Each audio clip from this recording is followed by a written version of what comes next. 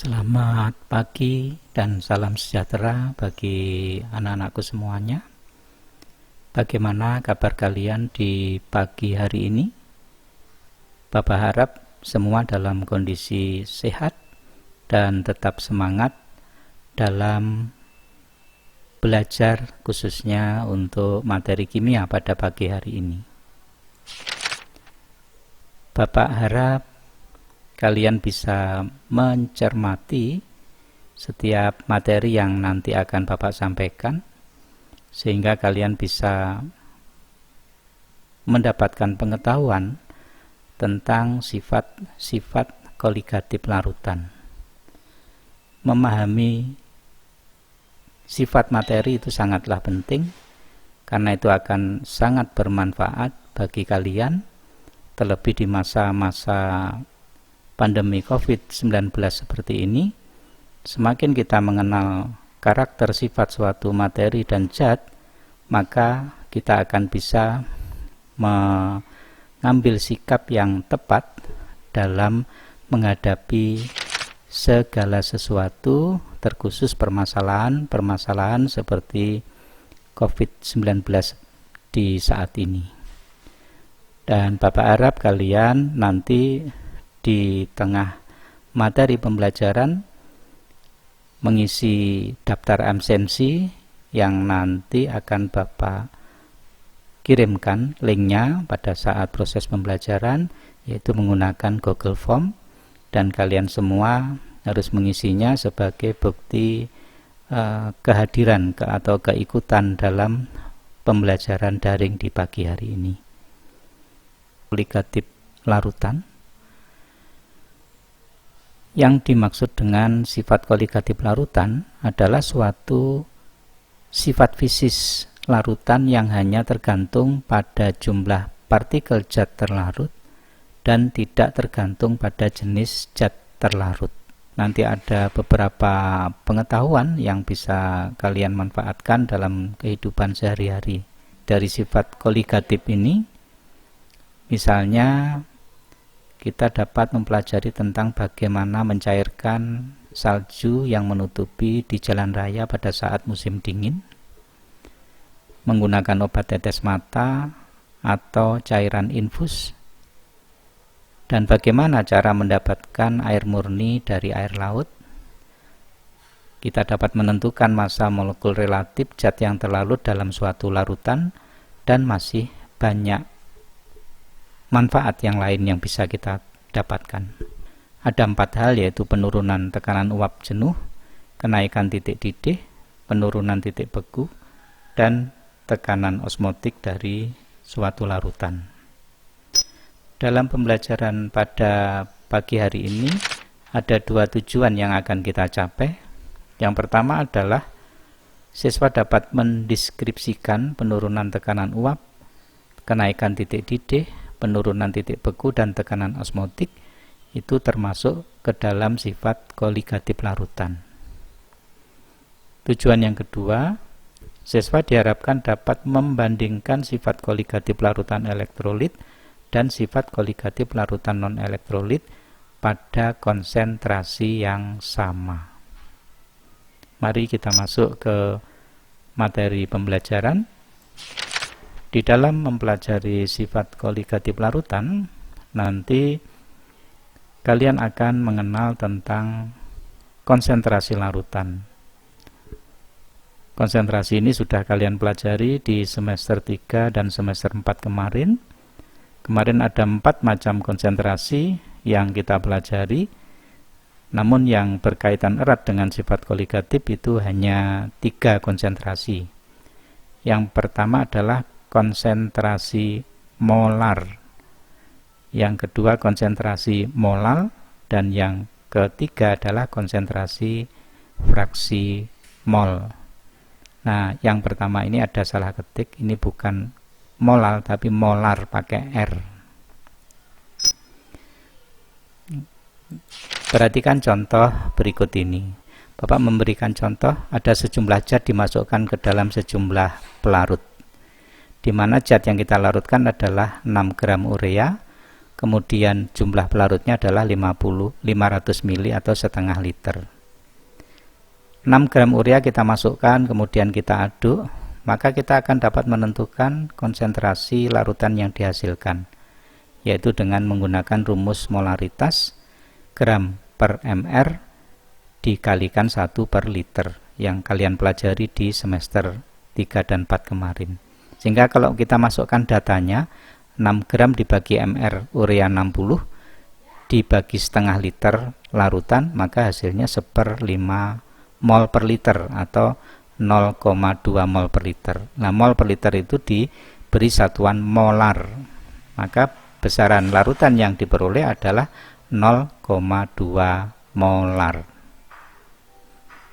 Contoh yang kedua, konsentrasi molal, yaitu molalitas yang dinotasikan dengan M kecil, menyatakan jumlah mol zat terlarut dalam 1000 gram pelarut atau 1 kilogram pelarut. Diberikan contoh ada 250 gram atau seperempat kilogram air sebagai pelarut, terdapat 6 gram urea dengan mr 60.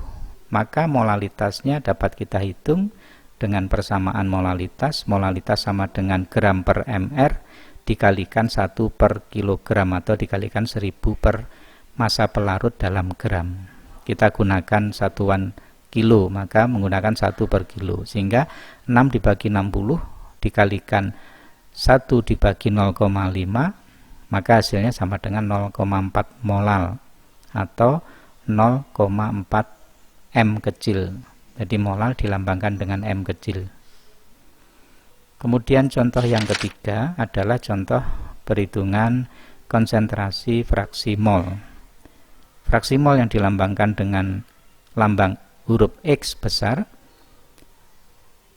Fraksi mol zat terlarut atau zat pelarut itu menyatakan perbandingan mol, yaitu N kecil, zat terlarut ataupun mol pelarut dengan mol total larutan, yaitu terlarut ditambah dengan pelarut. Jika kita ingin menentukan fraksi mol zat terlarut, maka sama dengan mol zat terlarut dibagi mol campuran, yaitu terlarut dan pelarutnya. Kalau kita ingin menentukan fraksi mol pelarut, maka molnya pelarut dibagi molnya campuran.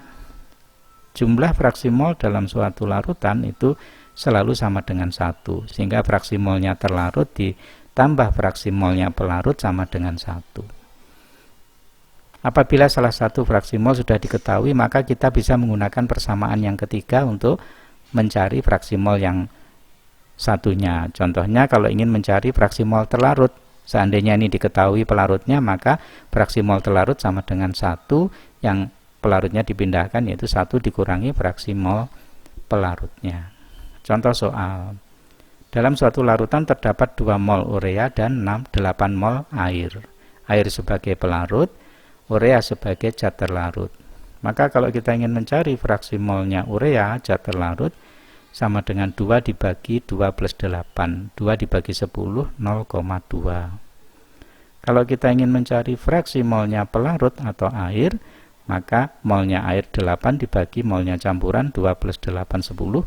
8 dibagi 10 sama dengan 0,8. Sehingga kedua fraksi mol ini kalau dijumlahkan sama dengan 1, sesuai persamaan yang ketiga tadi. Artinya kalau ureanya sudah diketahui 0,2, maka mencari pelarut airnya bisa menggunakan 1 dikurangi 0,2 sama dengan nanti 0,8. Nah, setelah memahami tentang konsentrasi larutan tadi, mari kita masuk ke dalam sifat koligatif. Ada 4 sifat koligatif yang akan kita pelajari. Yang pertama adalah sifat tekanan uap jenuh. Jadi suatu zat cair itu selalu memiliki kecenderungan untuk berubah wujud atau fasa dari cair menjadi uap atau gas. Tentunya yang mengalami perubahan dominan adalah zat cair yang ada di permukaan. Nah, setelah zat cair itu berubah menjadi uap, digambarkan dalam animasi ini berupa molekul-molekul ini yang bergerak naik ke atas ini, artinya zat cair tadi berubah menjadi uap. Nah, uap yang dihasilkan di permukaan zat cair tadi akan menimbulkan suatu tekanan. Nah, tekanan itu disebut dengan tekanan uap. Tekanan uap adalah ukuran kecenderungan molekul-molekul cairan untuk melepaskan diri dari molekul-molekul cairan di sekitarnya dan berubah menjadi uap atau menjadi gas. Nah, sekarang kita lihat perbandingannya pelarut atau cairan murni tadi jika ditambah dengan sejumlah zat. Diberikan contoh seperti ini. Ini air murni tadi ditambahkan sejumlah zat yang dimasukkan tadi. Ini ditambahkan sejumlah zat. Kemudian molekul air ini yang berubah menjadi uap ternyata jumlahnya menjadi sedikit. Yang tadi semua di permukaan ini hanya sebagian menjadi sedikit. Sehingga dengan ditambahkannya sejumlah partikel ke dalam suatu larutan, partikel ini yang ditambahkan ini tadi akan mempengaruhi menurunnya jumlah uap yang dihasilkan, sehingga tekanan uap yang dihasilkan akan mengalami perubahan, yaitu perubahannya menjadi lebih kecil atau menurun. Nah, tekanan uap itu dinotasikan dengan delta P. P itu pressure. Maka delta P adalah perubahan tekanan. Nah, karena perubahannya tadi menurun, maka disebut sifat penurunan tekanan uap jenuh. Perhatikan berikut ini, seorang ahli yang bernama Raoul itu mencoba untuk merumuskan apa yang menjadi pengamatannya, di mana Raoul merumuskan bahwa delta P atau penurunan tekanan uap jenuh tadi itu besarnya sama dengan tekanan uap jenuh pelarut murni dikalikan dengan fraksi mol terlarut. Jadi X terlarut itu adalah fraksi mol terlarut. Sedangkan tekanan uap jenuh larutan yang dihasilkan itu sama dengan tekanan uap jenuh murni dikalikan dengan fraksi mol pelarut. Jadi X pelarut itu fraksi mol pelarut. Maka diturunkan dua persamaan ini tadi oleh Raoul. Diberikan contoh seperti ini. Tekanan uap jenuh larutan dari 60 gram zatnya belum diketahui apa, yaitu sebesar X, dengan dalam air 180 gram, MR-nya air 18, pada suhu tertentu adalah 100 mmHg, mmHg, di mana mmHg ini adalah 100 mmHg ini adalah besaran tekanan uap larutan yang dihasilkan. Jika tekanan uap air pada suhu tersebut adalah 110 mmHg, yaitu 110 itu adalah tekanan uap pelarut murninya, maka ditanyakan hitunglah MR zat X. Maka dari massa zat 60 gram tadi kita bisa mencari molnya. Molnya yaitu 60 dibagi MR, MR-nya belum tahu, 60 per MR mol. Sedangkan molnya pelarut air sudah diketahui masanya 180, MR-nya air 18, maka jumlahnya 10 mol. Nah, gunakan persamaan rumus di atas, yaitu diketahui tekanan uap jenuh larutannya, P-nya, diketahui P0-nya tekanan uap jenuh pelarutnya, maka menggunakan rumus yang kedua, P sama dengan P0 dikalikan fraksi mol pelarut. Maka kita masukkan datanya, P larutan 100, P pelarut murninya 110, kemudian fraksi mol pelarutnya 10 dibagi 60 per MR ditambah 10. Maka ini dipindah ruas ke kiri, akan diperoleh persamaan seperti ini. Sehingga diperoleh 6000 dibagi MRX ditambah dengan 1000 sama dengan 1100. 1100 itu 110 kali 10. Kemudian dipindah ruas lagi, yang 1000 dipindah ruas ke kanan sehingga menjadi 6000 dibagi MRX sama dengan 100. Nah, MRX-nya kita keluarkan, maka MRX dari persamaan ini didapatkan 60. Jadi diperoleh besarnya MR zat yang ditambahkan tadi itu sebesar 60. Contoh soal. Sebanyak 34,2 gram gula, MR-nya diketahui 342, dilarutkan ke dalam 90 gram air, MR-nya diketahui 18. Jika tekanan uap jenuh air sama dengan 102 mm Hg, hitunglah penurunan tekanan uap jenuh larutan. Dari data tadi bisa kita cari molnya gula sebesar 0,1 mol, molnya air sebesar 5 mol. Kemudian masukkan rumus yang pertama dari hukum Rolle tadi, delta P sama dengan P0 dikalikan fraksi mol terlarut. Delta P-nya kita cari, P0-nya dalam soal diketahui 102, fraksi molnya terlarut yaitu molnya gula 0,1, molnya campuran 5,1, maka diperoleh besaran penurunan tekanan uap jenuhnya 2 mm Hg. Nah, demikian penerapan konsep konsentrasi terhadap perhitungan penurunan tekanan uap jenuh suatu larutan. Bapak harap kalian bisa memahami apa yang sudah kami sampaikan ini. Kemudian kita masuk sifat yang kedua, yaitu sifat kenaikan titik didih dan penurunan titik beku. Zat itu ada 3 fasa, ada fasa padat, fasa cair, dan fasa gas. Maka posisi cairan tadi, larutan ini kita posisikan di fasa cair.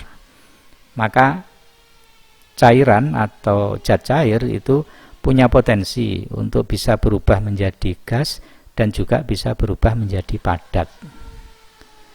Zat cair untuk berubah menjadi gas tentunya dia harus melewati proses mendidih. Sehingga titik B di sini ini adalah titik didih. Jadi suatu zat itu mendidih di titik B. Kemudian suatu zat cair untuk bisa menjadi padat dia harus melalui fasa membeku, maka C ini disebut titik beku.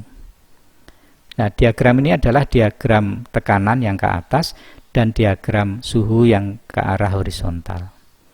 Maka kalau kita ingin menentukan besar titik didih dan titik bekunya, maka dari titik B mendidih tadi kita tarik garis ke bawah memotong garis horizontal, sumbu horizontal akan diperoleh titik B1. Titik B1 yang dalam gambar ini itu disebut dengan titik didihnya. Kemudian kalau kita ingin mengetahui besaran titik bekunya, maka titik C tadi ditarik garis ke bawah memotong garis sumbu horizontal di titik C1. Maka titik C1 disebut dengan titik beku air. Bagaimana jika suatu zat cair tadi ditambah dengan sejumlah zat? Tentunya akan ada pengaruh terhadap titik didihnya dan titik bekunya. Mari kita lihat diagram berikut. Diagram yang kedua adalah pengaruh penambahan sejumlah zat terhadap titik didih dan titik bekunya. Nah, data percobaan menunjukkan bahwa jika zat cair tadi ditambah sejumlah zat yang mula-mula titik didihnya di titik B, maka dia akan bergeser ke kanan di titik Q, sehingga nanti B1 ini bergeser naik ke kanan ke arah Q1. Nah, bertambahnya B1 ke Q1 ini disebut dengan kenaikan titik didih yang dinotasikan dengan lambang TB. T-nya temperatur, B-nya adalah boiling, artinya ini temperatur atau suhu mendidih. Sedangkan yang kedua adalah titik C tadi, titik bekunya, pelarut murni, setelah ditambah zat ternyata bergeser ke kiri, ke titik R. Maka jika ditarik ke bawah, perubahan dari C1 ke R1 di sini adalah perubahan suhu. Karena ke kiri, maka berubahnya adalah menurun, suhunya menjadi turun. Maka C1 ke R1 ini disebut dengan penurunan titik beku. Titik beku dilambangkan dengan TF. TF yaitu T-nya temperatur, suhu, F-nya itu frost freeze atau freezer, membeku, sehingga TF adalah titik beku. Bagaimana perhitungan ini bisa kita terapkan di dalam kita menganalisis atau memperkirakan, menghitung berapa sih kenaikannya, berapa sih penurunannya? Maka perhatikan persamaan berikut ini. Makin besar molalitas larutan, makin tinggi kenaikan titik didih larutan, dan makin tinggi pula penurunan titik beku larutan. Ternyata kenaikan titik didih maupun penurunan titik beku itu sangat dipengaruhi oleh jumlah zat. Nah, jumlah zat di sini yaitu dituliskan dalam bentuk konsentrasi molalitas M kecil. Yang tadi sudah kita pelajari, molalitas itu sama dengan gram per mr dikalikan 1000 per P massa pelarut dalam gram, atau persamaan yang kedua, molalitas sama dengan gram per mr dikalikan 1 per P, P-nya dalam kilo. Kalau 1000 per P, P-nya dalam gram. Kalau 1 per P, P-nya dalam kilogram. Sehingga besarannya kenaikan titik didih itu sebanding ekuivalen dengan molalitasnya. Maka dituliskan delta TB sama dengan KB dikalikan molalitas. KB-nya adalah tetapan kenaikan titik didih, M kecilnya adalah molalitas. Nah, sama dengan penurunan titik bekunya. Penurunan titik beku juga besarnya sebanding atau ekuivalen dengan jumlah zatnya, molalitasnya. Maka dituliskan delta TF sama dengan KF dikalikan molalitas. Sehingga kalau kita ingin mencari titik didih larutan, maka sama dengan titik didih pelarut murni ditambahkan dengan kenaikan titik didihnya. Kalau kita ingin mencari titik beku suatu larutan, maka dapat diperoleh dengan titik beku pelarut murni dikurangi dengan penurunan titik bekunya atau delta TF-nya. Nah, demikian rumusan yang bisa diperoleh dari diagram perubahan tadi, pengaruh penambahan sejumlah zat terhadap kenaikan titik didih maupun penurunan titik beku. Nah, perhatikan contoh berikut ini. Di sini ada gambaran animasi. Ada sejumlah pelarut air ditambah dengan sejumlah zat urea. Nah, urea yang dipakai di sini adalah urea 1 molalitas. Keduanya kita masukkan ke dalam pendingin. Nah, di sini menggunakan es batu yang dicampur dengan garam sehingga suhunya bisa mencapai minus 5 minus 10 derajat. Nah, setelah kedua zat yaitu air murni dan larutan urea dimasukkan, ternyata ada selisih perbedaan titik bekunya. Titik beku urea di sini itu diperoleh negatif 1,6 derajat Celcius. Artinya dari air murni titik bekunya 0 derajat menjadi turun menjadi minus 1,6 derajat Celcius. Artinya ada penurunan suhu. Jadi coba perhatikan gambar di sini tabel, diberikan gambaran tabel. Nah, di sini di bagian bawah tabung yang kiri ini ada grafik diberikan suhunya minus 1,8 derajat Celcius. Ada penurunan. Nah, penurunan itu disebabkan oleh apa? Disebabkan oleh penambahan sejumlah urea ke dalam suatu pelarut murni air tadi. Nah, dari animasi ini Bapak harap dapat memberikan gambaran dalam memahami mengapa kok titik beku suatu zat itu menjadi turun dan titik didih suatu zat cair menjadi naik apabila ditambah dengan sejumlah zat. Perhatikan contoh berikut ini. Hitunglah titik didih dan titik beku larutan yang mengandung 68,4 gram gula, MR-nya diketahui 342, dalam 500 gram air atau setengah kilo pelarut air. Jika KB diketahui 0,52 derajat Celcius per mol dan kenaikan titik bekunya diketahui 1,85 derajat Celcius per mol, maka kita bisa menghitung berapa besaran kenaikan titik didihnya, penurunan titik bekunya. Nah, sebelum masuk ke dua rumus kenaikan titik didih dan penurunan titik beku, kita cari dulu molalitas larutan yang dihasilkan. Molalitas rumusnya tadi adalah gram per mr dikalikan 1 per kilogram. Di sini 500 gram itu dirubah menjadi kilo, menjadi setengah atau 0,5. 68,4 dibagi 342 dibagi 0,5, maka diperoleh molalitasnya sebesar 0,4 molal atau M kecil. Nah, dimasukkan ke dalam persamaan kenaikan titik didih, delta TB sama dengan M kali KB, molalitasnya 0,4, KB-nya dari soal sudah diketahui, yaitu di 0,2, maka diperoleh kenaikan titik didihnya sebesar 0,208. Kalau ditanyakan titik didih larutan yang dihasilkan, maka tinggal menambahkan kenaikannya tadi.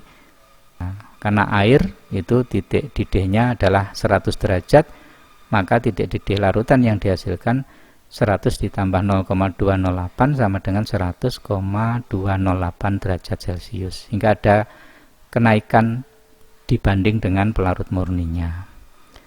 Sebaliknya untuk penurunan titik bekunya, sama dengan delta TF sama dengan M kali KF, molalitasnya 0,4, KF-nya 1,85 dari soal, maka diperoleh penurunannya sebesar 0,74.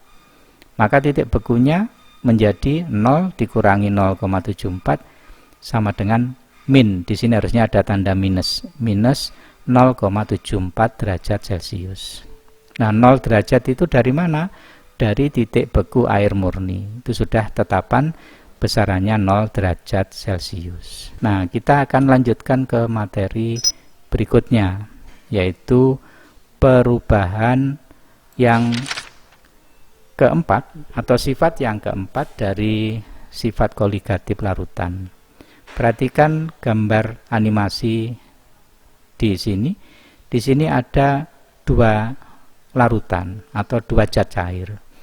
Yang di dalam gelas besar, beker glass, itu adalah air murni, sedangkan yang di dalam testel atau tabung corong ini adalah larutan gula. Nah, supaya larutan gula ini tidak tumpah campur jadi satu dengan air murni, maka di bagian bawah dari testel corong ini diberi selaput yang disebut dengan selaput semi permeable. Selaput ini hanya bisa dilalui oleh partikel-partikel ukuran tertentu. Nah, setelah tabung testel tadi itu dimasukkan ke dalam pelarut murni air, ternyata ada pergeseran, yaitu yang terjadi adalah air yang di dalam gelas yang besar ini akan masuk ke dalam larutan gula, sehingga permukaan larutan gula di sini akan mengalami kenaikan. Nah, di sini akan mengalami kenaikan karena masuknya cairan ke dalam larutan gula melalui selaput semi permeable. Nah, proses berpindahnya molekul air atau pelarut tadi dari gelas kimia ke dalam corong testel melalui selaput semi permeable itu disebut dengan proses osmosis atau osmotik. Nah, proses osmosis yang terjadi ini bisa dihentikan, yaitu osmosis dapat dihentikan apabila pada permukaan larutan gula dalam corong testel diberikan suatu tekanan. Nah, jadi di permukaan corong ini, yang pipa yang terbuka ini diberikan tekanan, maka akan bisa menghentikan proses osmotik. Nah, tekanan ini disebut dengan tekanan osmotik.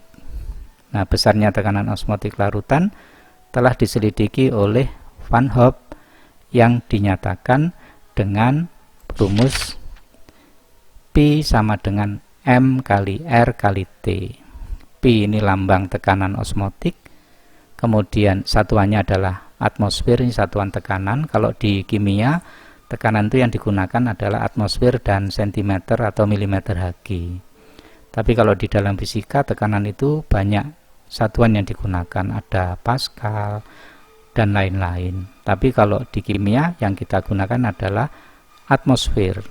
Nah, 1 atmosfer itu setara dengan 76 cm Hg atau 760 mm Hg. M besar adalah lambang molaritas konsentrasi, yaitu mol per liter. R itu merupakan konstanta gas, besarannya 0,08205 liter atmosfer per mol derajat Kelvin, dan suhu T besar adalah suhu mutlak dalam satuan Kelvin. Maka kalau Indonesia menggunakan Celsius, itu harus dirubah dulu ke Kelvin dengan ditambah 273.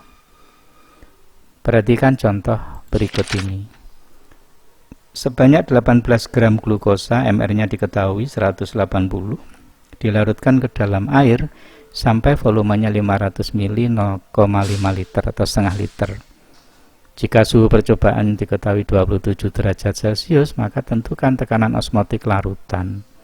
Konsentrasinya kita cari, 8 gram 18 dibagi MR 180 dibagi dengan liter 0,5 liter, maka besaran konsentrasinya 0,2 mol per liter. Suhunya dari 27 derajat dirubah ke Kelvin dengan cara ditambah 273, sehingga 27 ditambah 273 sama dengan 300 derajat Kelvin.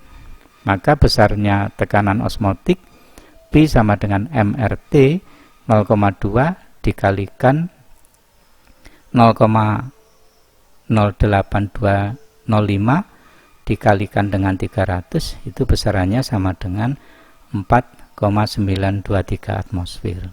Sehingga 18 gram glukosa jika ditambahkan ke dalam air yang volumenya 500 ml pada suhu 27 derajat, itu akan menghasilkan tekanan osmotik sebesar 4,923 atmosfer. Nah, perhatikan untuk tekanan osmotik.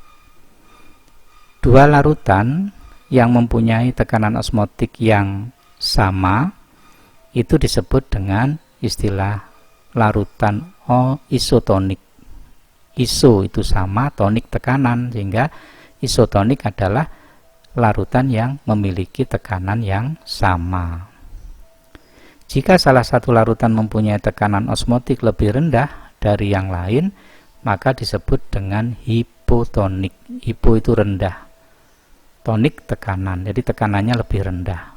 Dan sebaliknya, jika tekanannya lebih tinggi, maka disebut dengan hipertonik. Hiper itu di atas, tonik tekanan, maka tekanannya lebih tinggi. Nah, kalau tekanan itu kita bicara dengan tekanan darah, maka disebut dengan tensi. Sehingga orang yang menderita darah tinggi itu sering disebut dengan hipertensi, jadi tekanannya tinggi.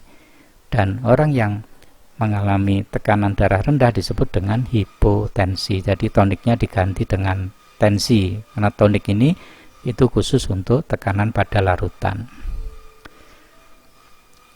Osmotik memiliki peranan yang penting dalam kehidupan. Apa sih sebetulnya manfaat kita mempelajari sifat osmotik dari suatu larutan? Nah, dalam kehidupan sehari-hari, misalnya di dalam dunia kesehatan, maka manfaat dari tekanan osmotik yaitu pada penggunaan cairan infus. Nah, cairan infus itu harus isotonik dengan tekanan darah. Nah, karena kalau tidak isotonik maka akan menimbulkan suatu persoalan. Jadi seseorang yang diinfus itu kalau infusnya tekanannya lebih rendah dari darah kita, maka bukan cairan infusnya yang masuk ke dalam tubuh, tetapi darahnya yang keluar ke dalam kantong infus, sehingga akan terjadi sesuatu yang tidak kita inginkan. Sebaliknya, jika tekanan di dalam cairan infus itu lebih tinggi, maka di saat cairan infus itu masuk ke dalam tubuh melalui pembuluh darah, maka akan terasa sangat sakit. Nah, seperti contohnya kalau memasukkan obat melalui sepet suntik melalui jalur infus. Di saat sepet itu ditekan dengan tekanan yang lebih besar dari tekanan darah, dipaksakan masuk, maka akan terasa sangat sakit sekali. Nah, untuk menghindari rasa nyeri ya sakit itu, maka cairan infus harus dibuat isotonik dengan darah. Nah, bagaimana anak-anak, ada gambaran ya penggunaan sifat koligatif tadi.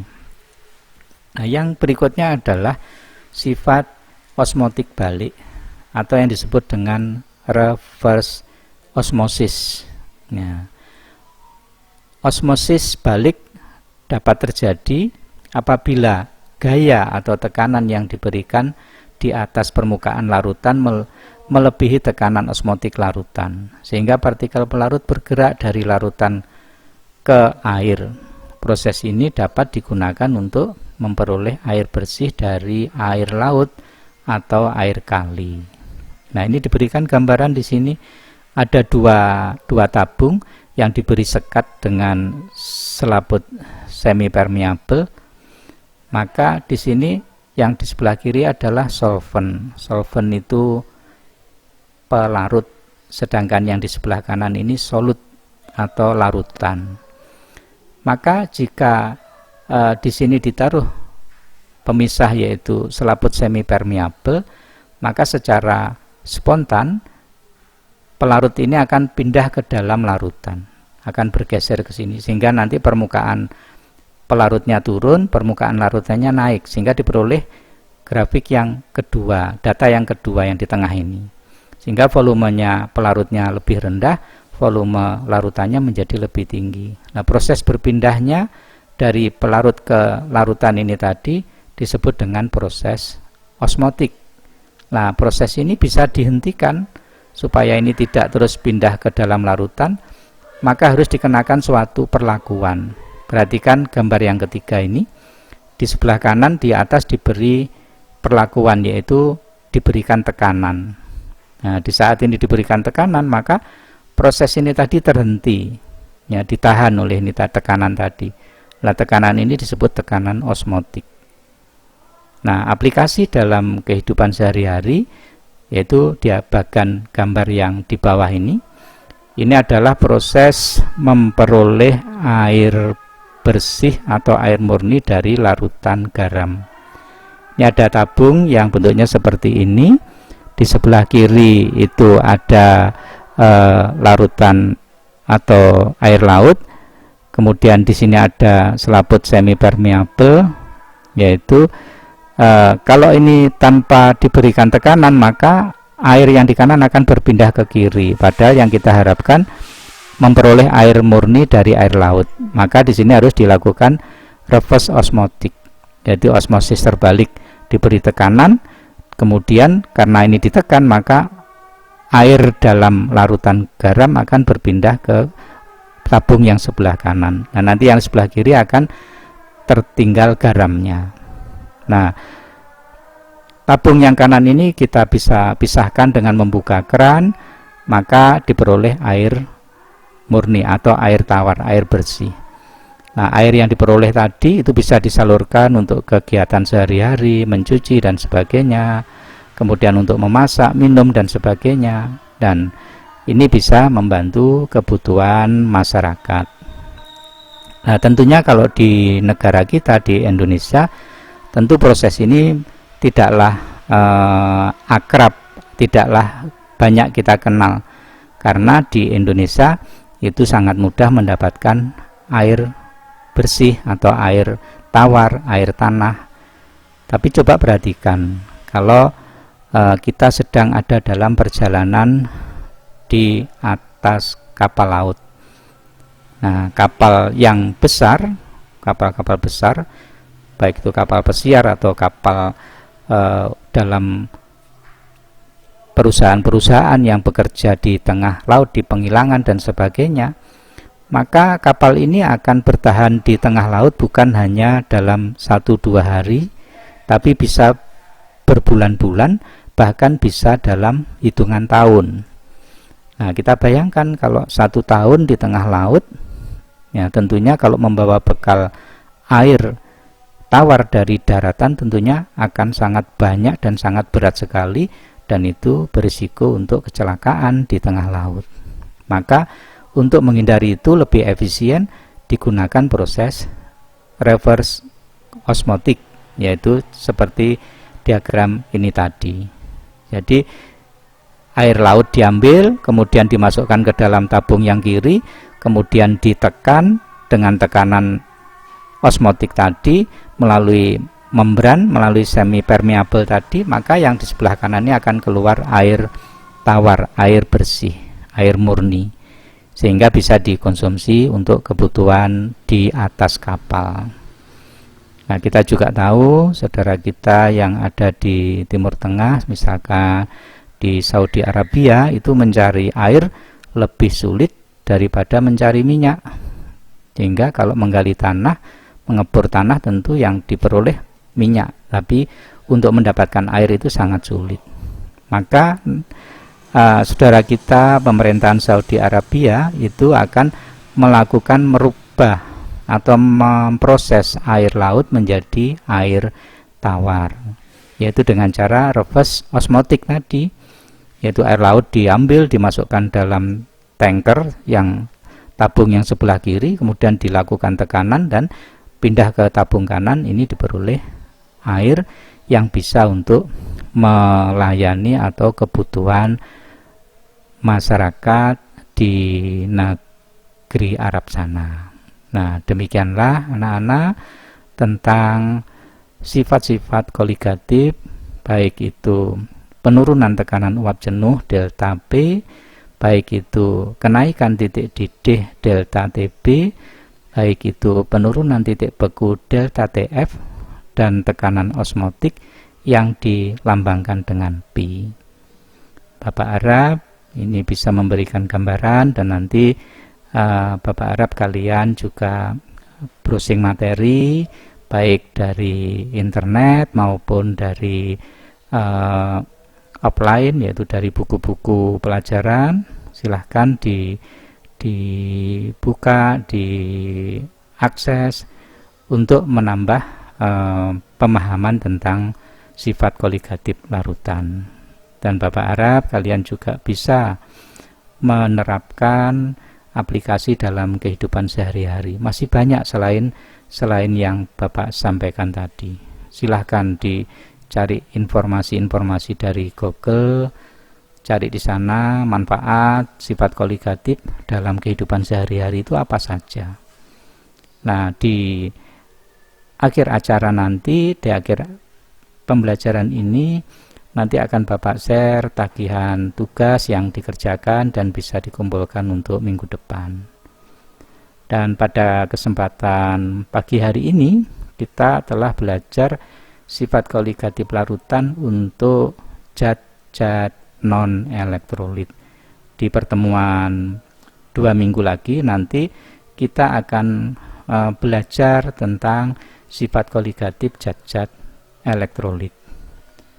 Demikian anak-anak, harapan Bapak ini bermanfaat dan tetap semangat dalam belajar, tetap jaga jarak, baik social distancing maupun physical distancing di masa pandemi COVID ini. Jaga kebersihan, jaga pola hidup yang benar, nutrisi yang baik sehingga kondisi kesehatannya tetap terjaga. Baik, sampai di sini dulu. Selamat pagi, salam sejahtera, dan Tuhan memberkati.